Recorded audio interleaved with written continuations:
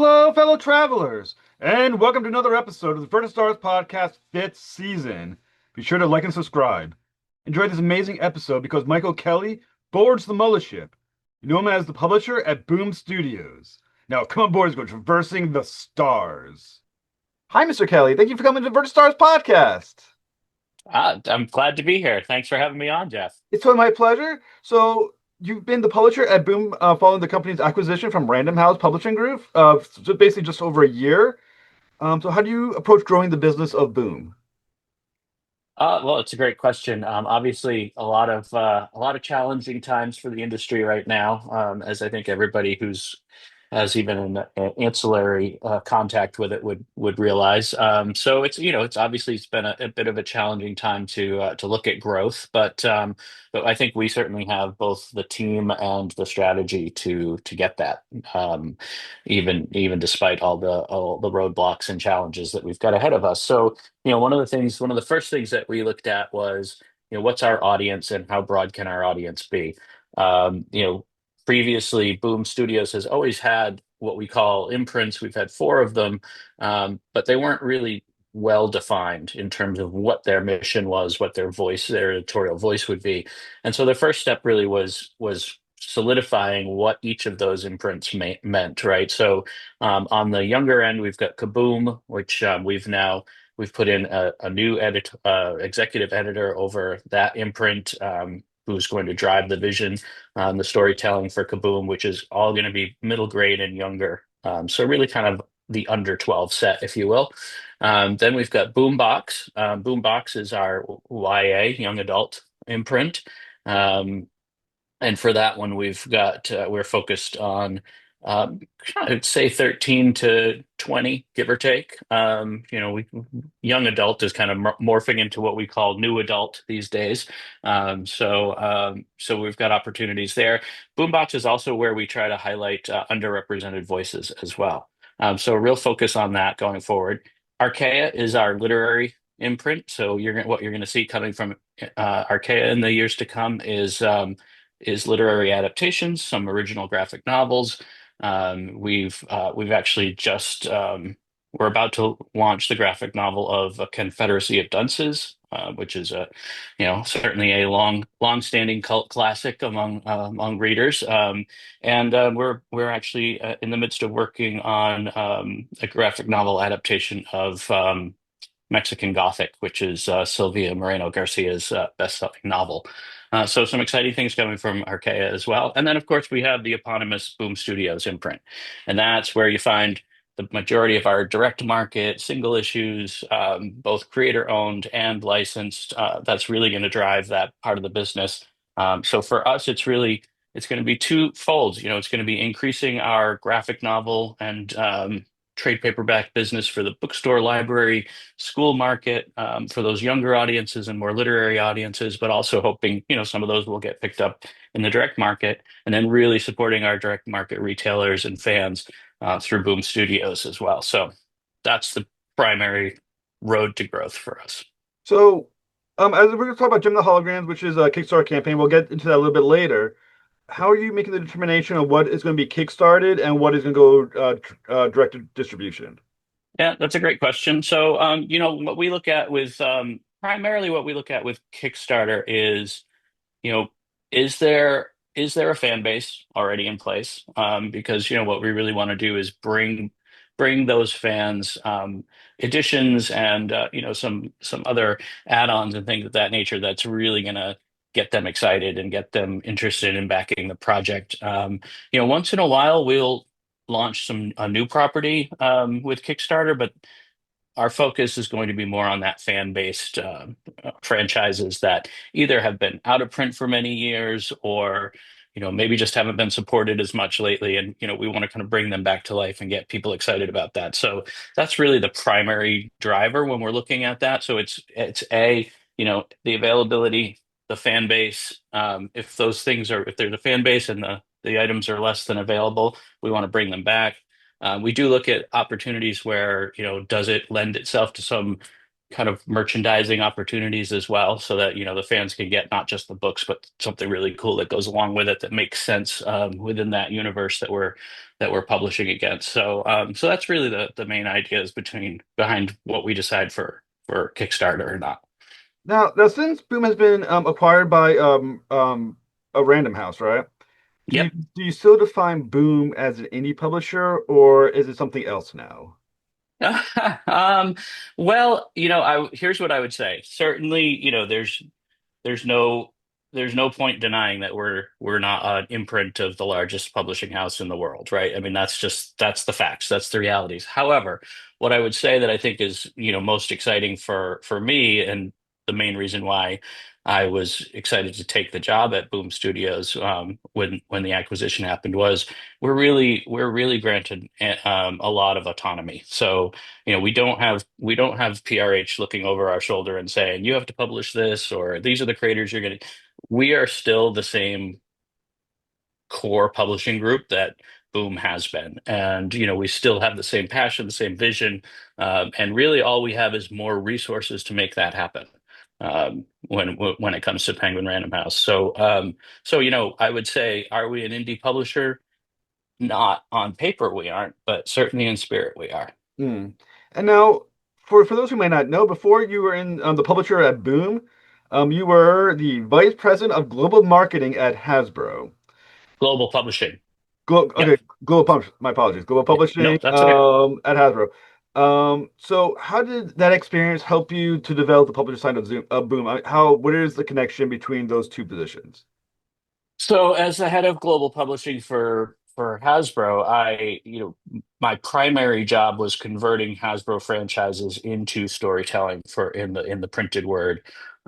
So anything from kids' books to novels to nonfiction, but a lot of my work was focused on the comic book space. So, whether it was working I was at Hasbro from 2006 until 2023, so quite a while. But so I started working with uh, IDW on the initial reboot of GI Joe and Transformers back in 2008, and we really built the business from there. I was behind the current line from Skybound of GI Joe and Transformers and Void Rivals. That was all part of my watch as well, negotiating with them and talking story ideas through with Robert Kirkman. So, from my perspective, it was partly, you know, partly it was identifying the brands that were best suited to comic and graphic storytelling,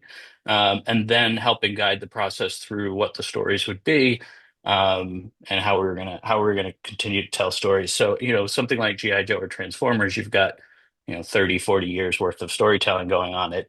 You gotta work to make sure it stays fresh. Well, I will say, I used to buy the Transformers, because when I was buying for IDW, there was Transformers More Than Meets the Eye, and then Transformers. I can't remember what the second one was named, but it was the two titles as they ran concurrently with each other. And I was buying Robots in Disguise. Robot in the Sky. Robots in Thank you, sir. Disguise was the other one. Yep. Yeah, and I bought both issues. I bought them all. It was a fantastic, well done series. I love the fact that it paid homage to the cartoon, but it kind of also was its own animal.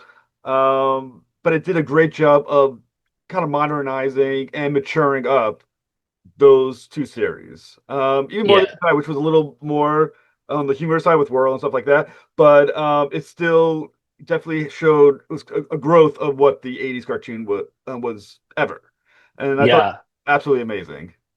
Thank you. Yeah. I mean, I have to say, the creative team on both of those books was just phenomenal. I mean, when you think about James Roberts writing More Than Meets the Eye, it's hard to say that it gets better than that, really, when it comes to Transformers writing.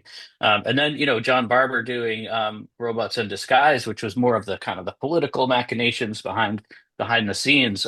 That's a hard story to tell, but boy, he told it just with such energy and such great character development as well. That Mm. and John Barber actually, I think, still is the he has written more Transformers comics than any other writer in history. So, when you've got the kind of 1-2 punch of James Roberts and John Barber hitting the stands every month. Yeah, it's hard to go wrong there. Hard to go wrong. And especially because my, I'm maybe in the minority, but my favorite Transformer was always Rodimus Prime.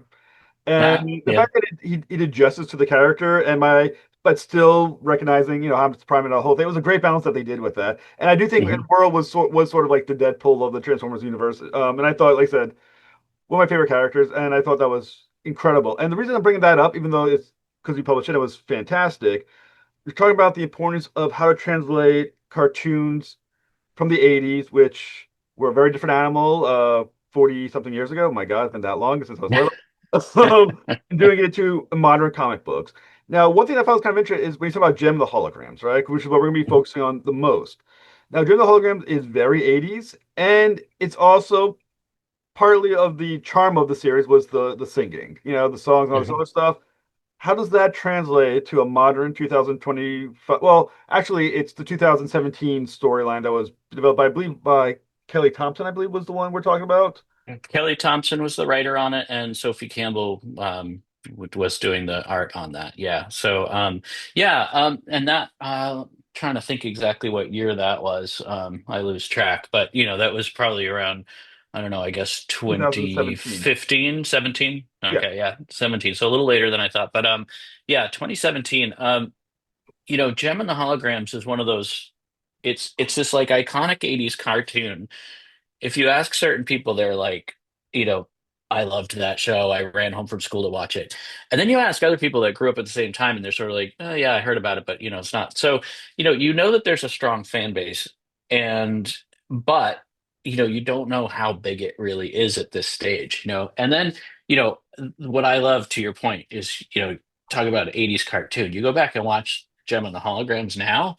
Wow, that was a wild show for the late 80s, Yeah. right? I mean, you've got, I mean, literally the Misfits were, they were basically were psychopaths, right? I mean, they're like literally blowing up stages and, doing all this kind of really nefarious stuff in the background. This was not Scooby-Doo by any stretch. This is a whole other level of intrigue and just kind of hijinks going on with Gem and the Holograms. Really kind of crazy. So, look, we knew we couldn't just lift that out of the 1980s and drop it into 2017 and make it successful. So, it was Kelly came up with this really, I think, amazing concept of taking that character of Jerrica Benton and saying, why would she need Jem? Like, what's the whole reasoning behind that, and came up with this idea that she has stage fright, right? That she's like literally crippling stage fright. She can't stand on the stage and sing, and Jem gives her just enough of that masking to be able to find her in herself and really belt it out. And I think that's a really neat way of taking it, because who hasn't experienced stage fright, right? Who hasn't been in a scenario where they're like, I have to talk in front of a group of people, whether it's for school or business or whatever, and man, that's an intimidating thing to have to do, right? So, you immediately have captured a universal, almost universal aspect of what it means to be a person and growing up and trying to do different things and really kind of get yourself out there. And then filling in the background characters with, with whether it's Kimber or Aja, and, just like giving them very distinct personalities, very distinct looks. And then I think what I really loved about it was not just how Kelly and Sophie handled Gem and the Holograms, but really humanizing the Misfits too. Like, I mean, Pizzazz, is she a pain in the butt? Yeah, she is. Is she mean and nasty? Sure. But you know why? Like, that she's frustrated. She knows her songs are better. She knows that she's not getting credit for it. She's like, it's like a garage punk bands trying to go up against a sophisticated marketing label that's put out a new pop band, right? It's always going to be a challenge, and I love that you can kind of feel that tension with the Misfits, that they're just like, we're talented, and damn it, we're not gonna sit down while this pink spectacle takes over. So I think it just was a nice, it humanized both teams, both sides of both groups, and I think gave that sort of, yeah, I can, for readers in this day and age, it was like the ability to say, I see myself in that character. That's the person that I relate to. And she Mm. might not be the good guy, but I love that character, and she has every reason to behave the way she does.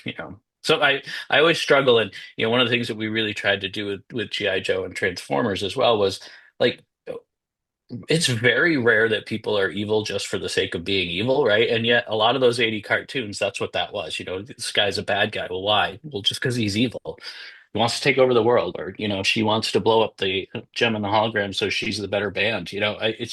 Like that's so not realistic in a lot of ways. So, giving the villains motivations that are meaningful and you can understand, I think is really cool. One of the things that we did, since you're a Transformers fan, we in those comics, I believe that it was in Robots in Disguise, but I could be wrong. But it's Megatron who says for the first time, freedom is the right of all sentient beings, not Mm. Optimus Prime, right? And I mean that's a really cool moment, right? Because he might do things that you don't agree with, but at the end of the day, he believes he's doing the right thing. Mm. I think one thing that's kind of interesting as well is that is when we're looking at the life of these comic books, right? Especially during the Holograms, which was published originally but through IDW, Mhm. licensed through Hasbro, but now which is what you were part of Hasbro at the time, and now you're part of Boom, working through the licensure of Hasbro. Mhm. How does that all function? How much oversight is there from the company that's doing the licensing? How much freedom do you have as the licensee to work through your product, make it yours?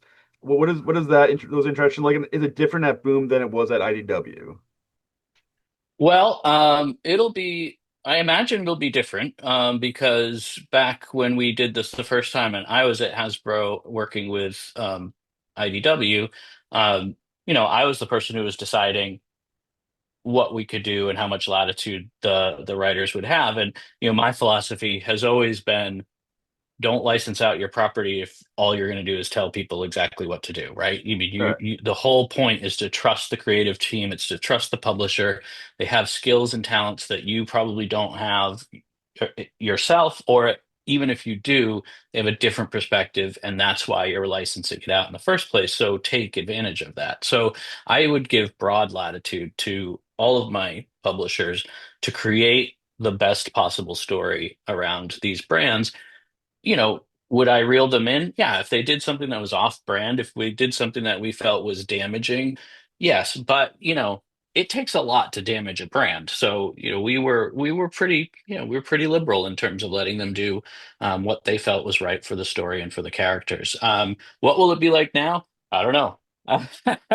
The good news is that most of the publishing team at Hasbro is people that I know very well and worked with for years still. So I'm sure that we're going to have a good relationship on that front. And I think that they'll also know that, if there's anybody out there that's going to treat these brands with respect, it's going to be me, right? So I'm hoping that we'll have a good bit of latitude. Now, obviously, we don't need any with the current Kickstarter because it's backlist titles from IDW that originally published by IDW. So really, this is about bringing those books back because you can still pick up some trades here and there on the secondary market, or some old stock that's lying around, but that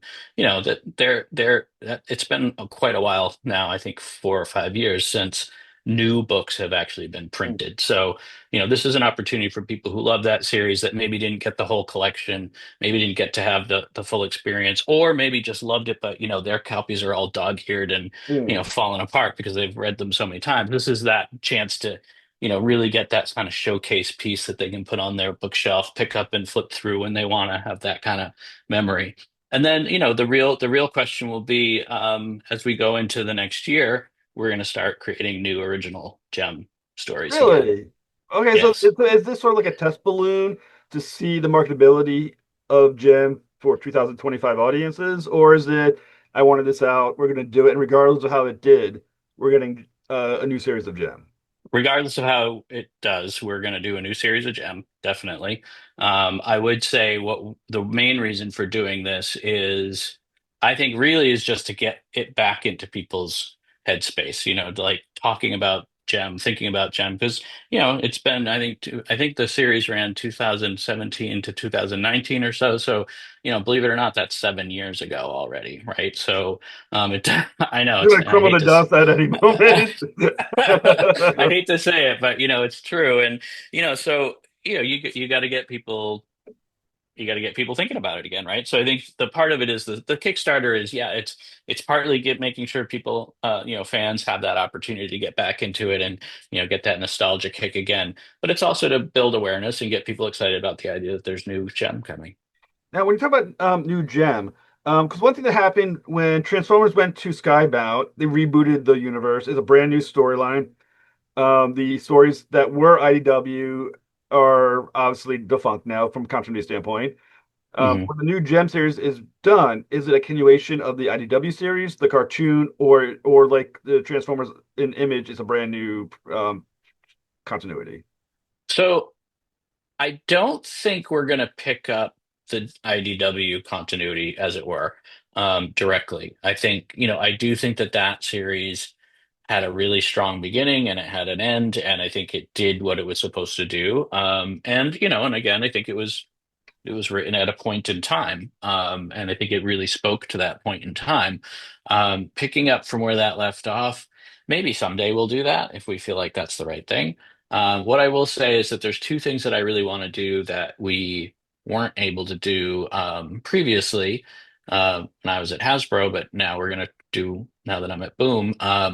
One is we really want to do a final season of the TV show in comic book form, right? Because I think one of the things that a lot of fans of the original Gem and the Hologram show know is that it just ended, right? I mean, it didn't get renewed, and that was the end of Gem, and there was dangling storylines and unresolved issues, and we'd love to resolve that for everybody. We'd love to give people that final season, and we're talking to the original creators to see of the show, not of comics, about how we could potentially do that and bring that to audiences.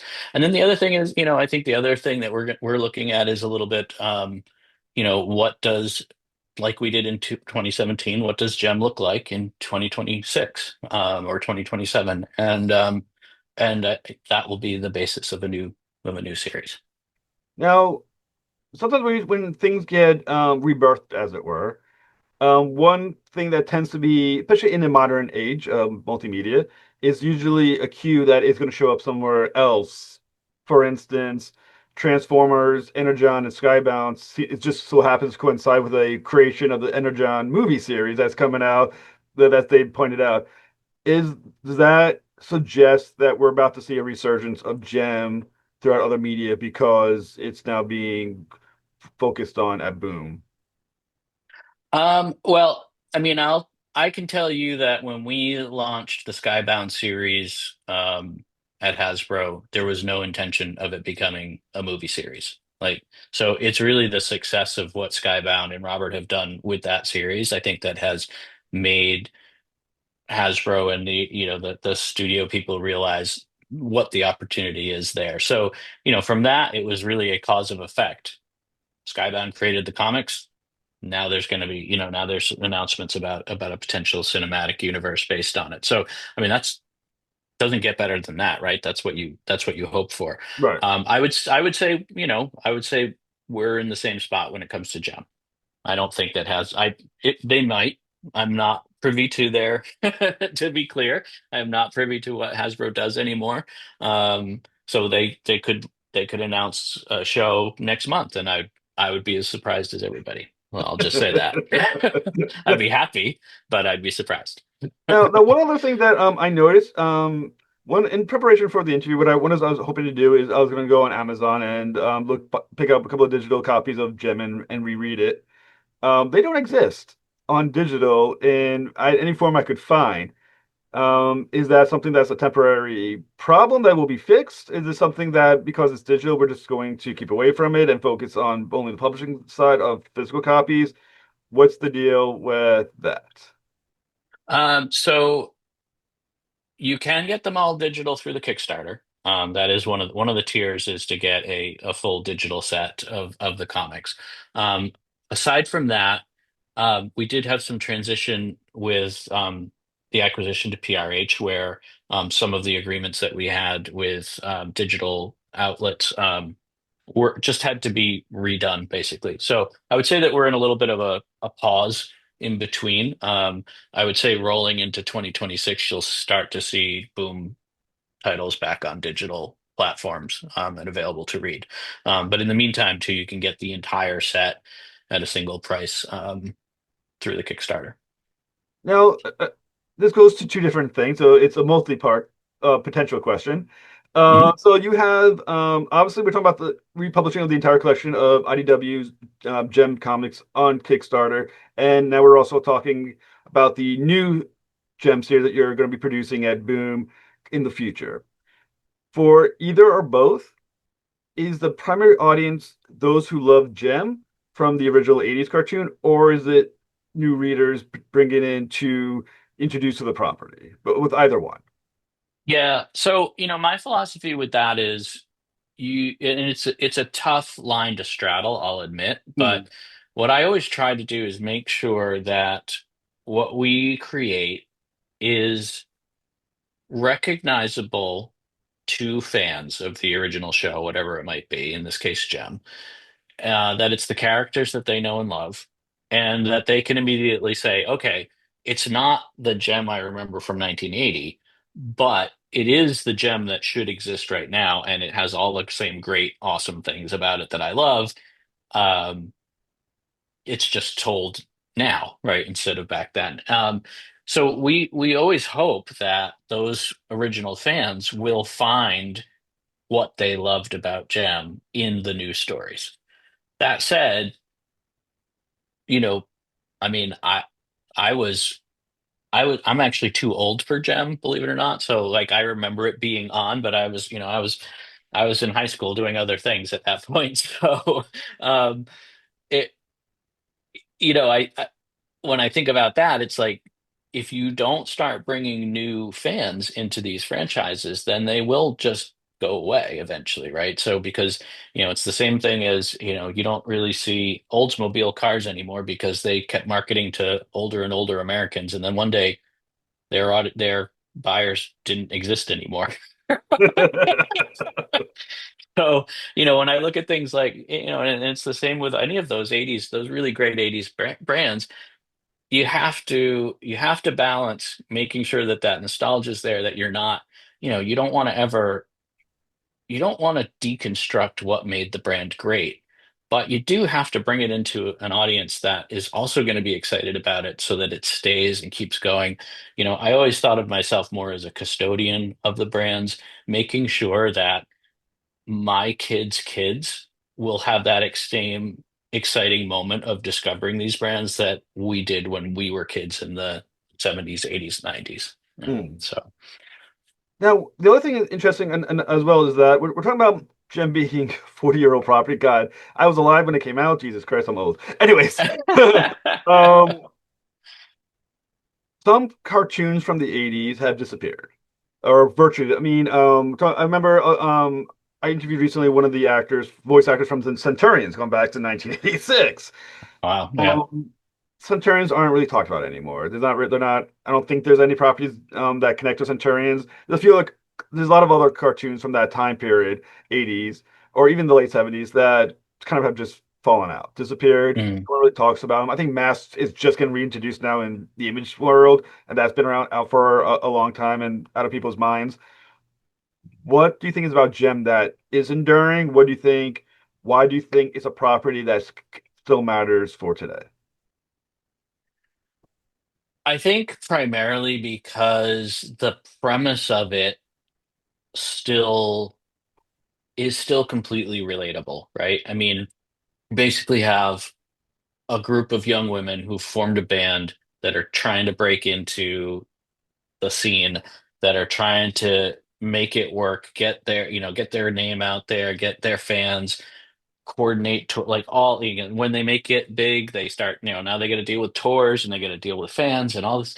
So I think it's that idea, it's a cross between the aspiration of seeing yourself as either a superhero or some kind of a great scientist or a pop singer, whatever it is. It's very relatable to say I can see myself in these characters. And it's also really relatable when you think about, a lot of what made Gem so interesting back in the 80s was, here's this young woman trying to run a business in the music industry in the 80s.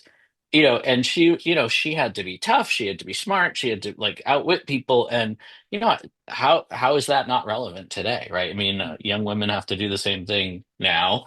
They're always up against the same kind of challenges. So I think when you take a story like Gem, you're basically just saying, look, we understand, we see what people go through, and here's a great semi-escapist, semi-aspirational opportunity for you to kind of see it.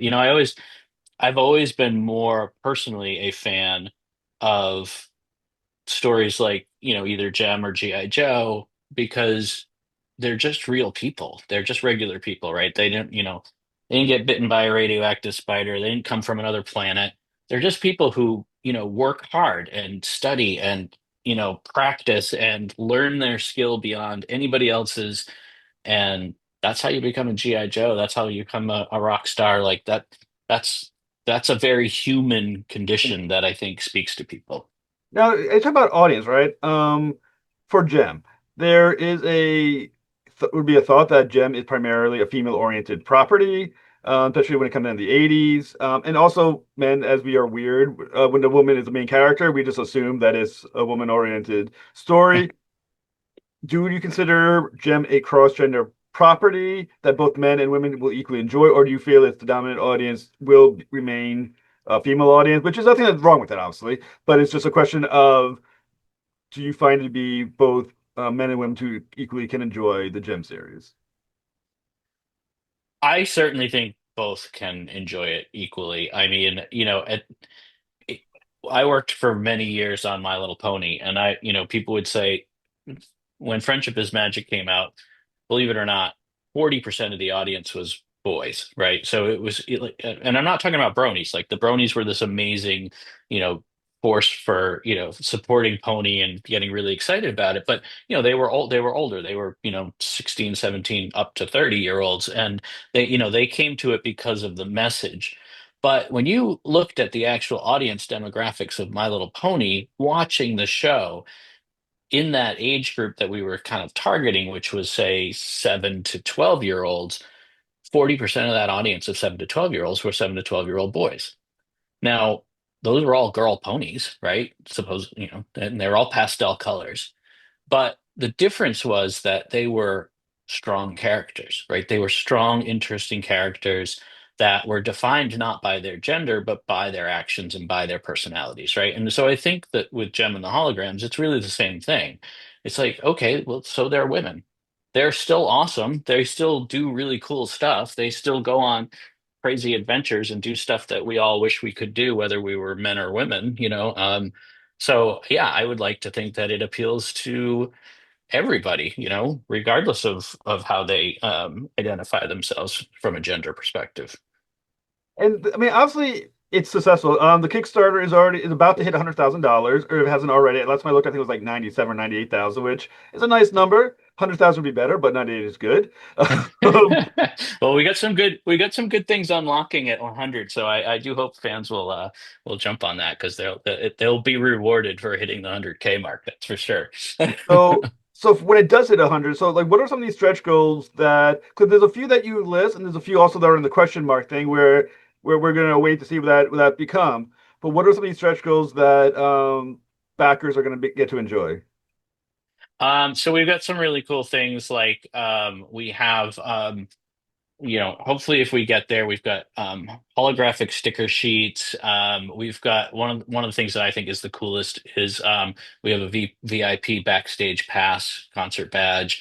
Um, we have if we get to 175, um, which is a bit of a reach right now, but fingers crossed.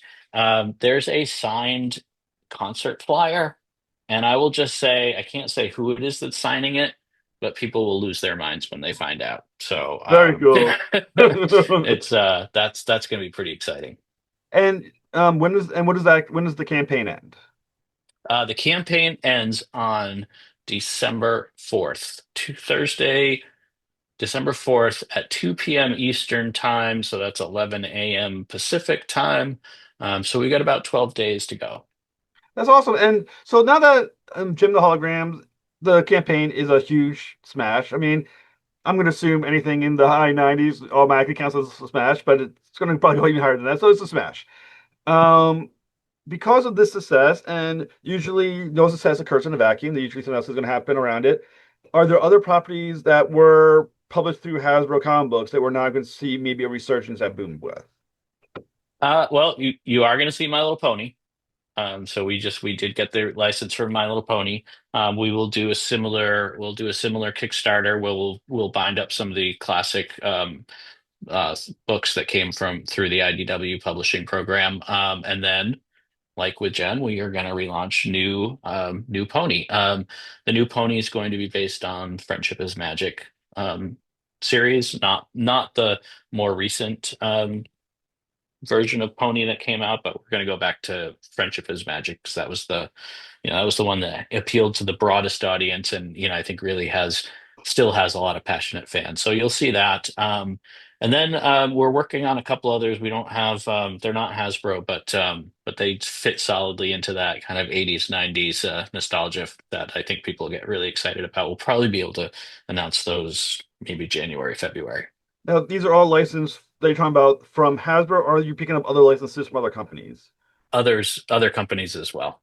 Yeah. Can you hint at any of them? I better not at the moment because Uh, we're still in negotiations, but it's close. We're getting really because there's close. some 80s and 90s properties I know I'm dying to see come back into license. So if you could have given me a heart attack like right there if you named a couple, but you named those I'm thinking of, yeah. But that is absolutely awesome. So what's next for you? Next is we're wrapping up this year. And I think we're all looking forward to a little bit of break for the holidays. And then we'll come storming back in January. We are, one of our primary goals is that about 40% of our business will be licensed. That means 60% should be in the creator-owned original content. You probably heard that we just signed a crossover with Swamp Thing is Killing the Children. So James Tynion doing more of the Something is Killing the Children universe, but now bringing in Swamp Thing as a crossover. That's going to be phenomenal. Very cool. We're working on a few other crossover ideas. We're on the original graphic novel side of things. We're developing some pretty exciting things in terms of both adaptations of classic literature, but also some really exciting new things. I don't know if you're familiar with the Russian um, punk collective Pussy Riot. I know of them. Um, Yeah, they pissed off Putin. God, was it a decade ago? Or yeah, and ended up in jail. Yep, yeah, yep, yep. Well, they managed to get out of the country, and we're going to be doing their book. very So cool. That's awesome. yeah. So there's gonna be a lot of really great stuff coming pretty soon. And as we go into 26, 27, you're really gonna see what I talked about at the beginning of our discussion, where all of those different imprints are really gonna start to ramp up, and you're gonna see really solid offerings from in all of those age groups and hitting all of those different genres. So Boom Studios is, we've got a really bright future. Very cool. Thank you so much, Mr. Kelly.